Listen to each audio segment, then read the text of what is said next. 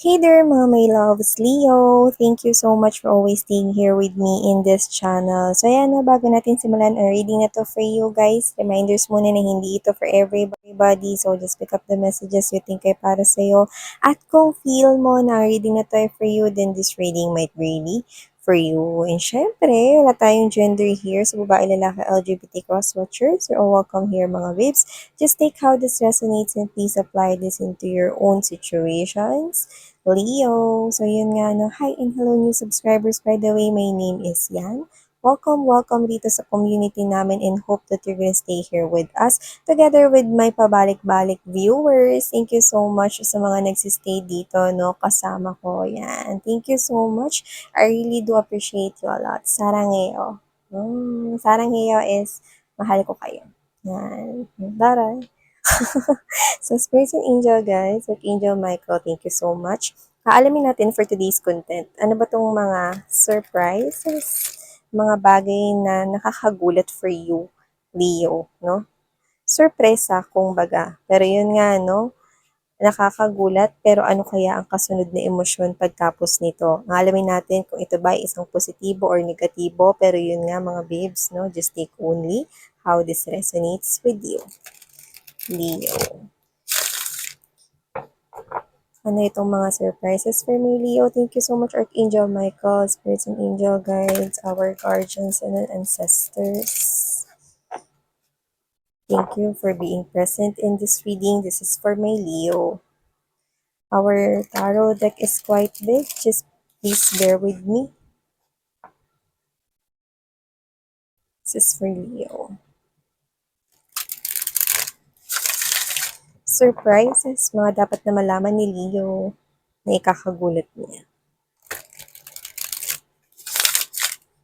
Maaring may nagbuntis sa pamilya or meron dito na finally, no, is bearing a child na. Pwedeng ikaw yun or pwedeng a family member. This could be your reading.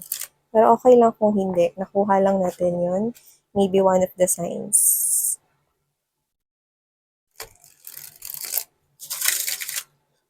Leo, let's go.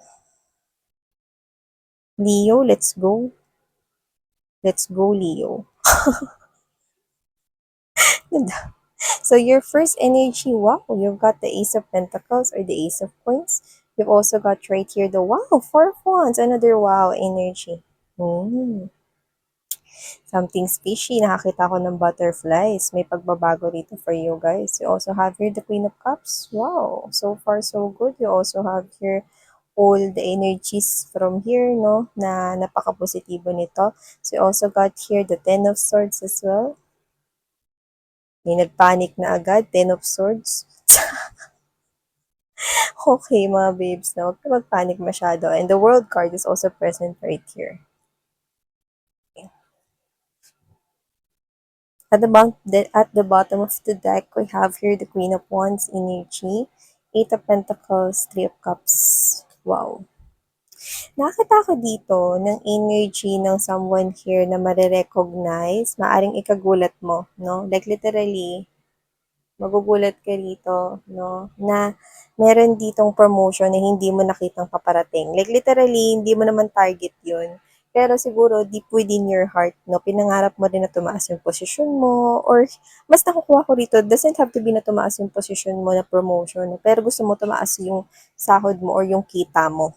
Whether that's business, because the Queen of Wands is also an entrepreneur, but doesn't have to be. Pero kung ano yung way of earning a living mo, or pinagkakakitaan mo, business, trabaho, career, or job man yan, nakikita ko na meron ditong recognition paparating sa'yo. Okay? So, kung yan man ay business, nakikita ko, no, na mas makikilala pa yan ng maraming consumers, buyers, no, at pwede rin mga possibly na mga franchisers, no, kung pwedeng i-franchise yung business or services mo if you're in business. Kung hindi man and you're working with the company, I'm seeing you leading here people under your supervision. So this could be a promotion here. This is somewhat a recognition that you do not see coming. At itong recognition na to, no, ay magbibigay sa'yo ng daan para, okay, mapasimulan mo na or maituloy mo na yung ginagawa or pinagagawa mong bahay. Yung iba kasi sa inyo parang nahinto yung paggawa niyo ng bahay. Yan. Nakikita ko matutuloy na yan. Yung iba na hindi pa naman nagpapagawa ng bahay, nakikita ko na makapagpapagawa na kayo ng bahay. Ang taray, no? I love it, guys, no? Yung iba, mga babes, yung nakikita ko rito na kung hindi pa man to dumadating sa inyo, meron ditong isang, I'm getting the energy of a good Samaritan sa katauhan ng isang kaibigan. So, ibig sabihin, meron ditong friend na tutulong sa'yo makapasok sa isang oportunidad na ito. Yan, ang bongga, no?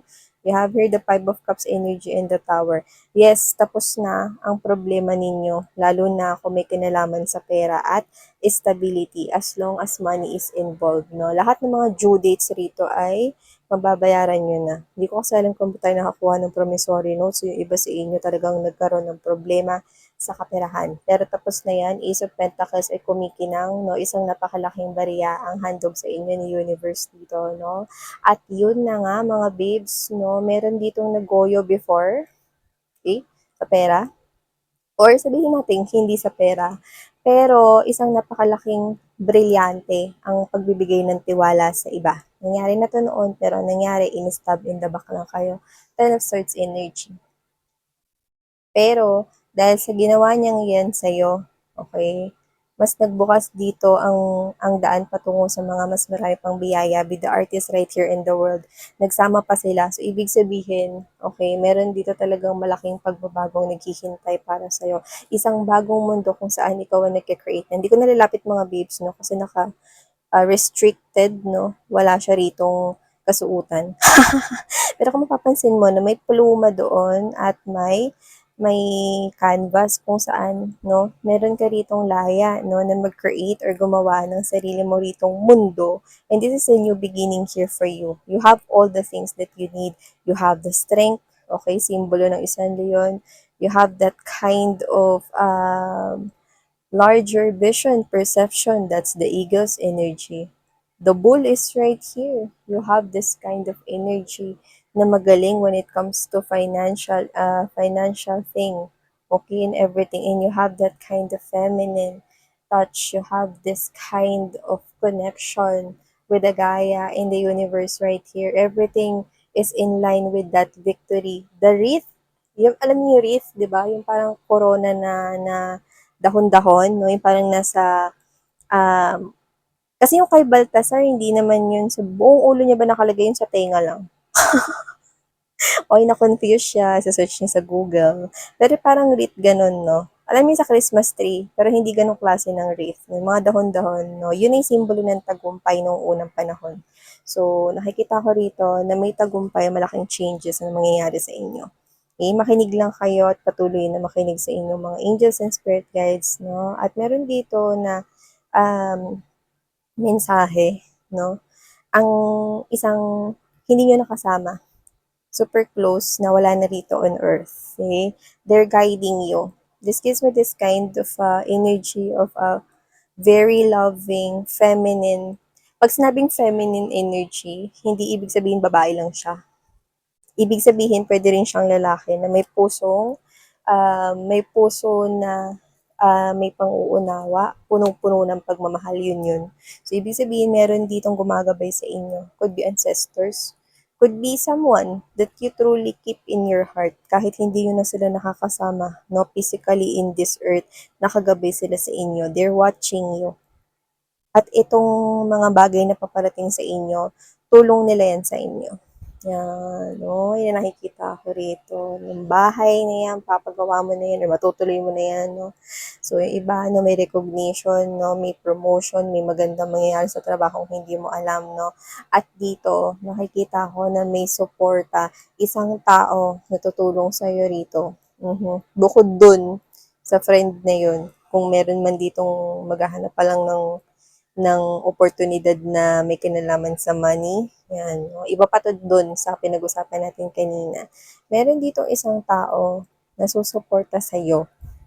Okay? Sa lahat ng mga pangarap at gagawin mo sa buhay. No?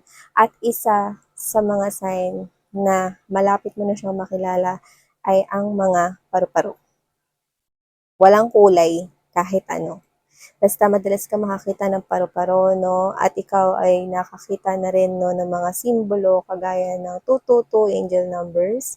At nakakita ka na rin, no, ng mga naglipana, no, ng mga couple around, no, na mga naka-holding hands, no, sa jeep, pagsakay mo, no, naglalakad ka puntang office, yan, no.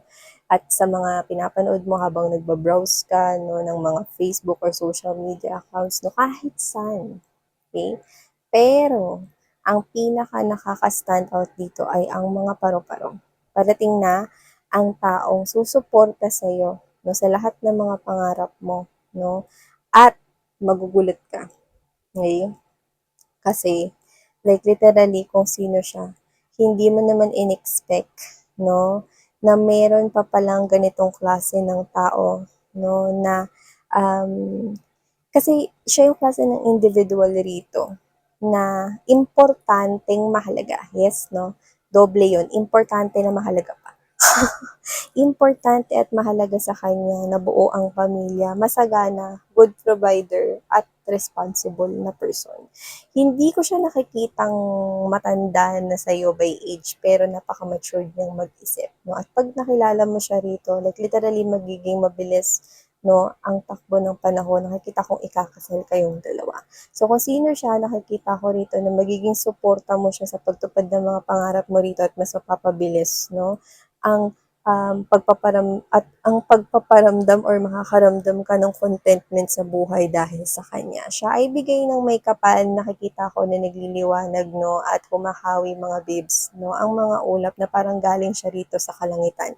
Bakit ganon, no, mga babes, na hindi ako nagiging makata rito or ano pa man, pero kung sino man siya, you will really see this person as an angel in disguise. Yes, no? Kasi kung sino man siya, isa siyang human being, pero para sa'yo, it's a miracle. Like, meron pa palang ganitong klase ng tao. Like, this person here will see you for who you are, will love you and accept you for who you are, and will never change a thing for who you are. You can be comfortable around this person here. You can tell everything about this person here without any judgment. Para siya ritong anghel na nagkatawang tao tapos pinakasalan ka here at nagsama kayo. No?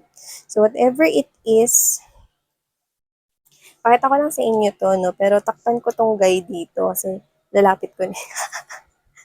Baka ma-restrict tayo ng YouTube. Ayan, no? Titigan mo tong bahay na to. Napakalaking bahay niyan. At titigan mo yun. Hindi ba't pareho? Alam mo, ayun, no? Diba? Oh,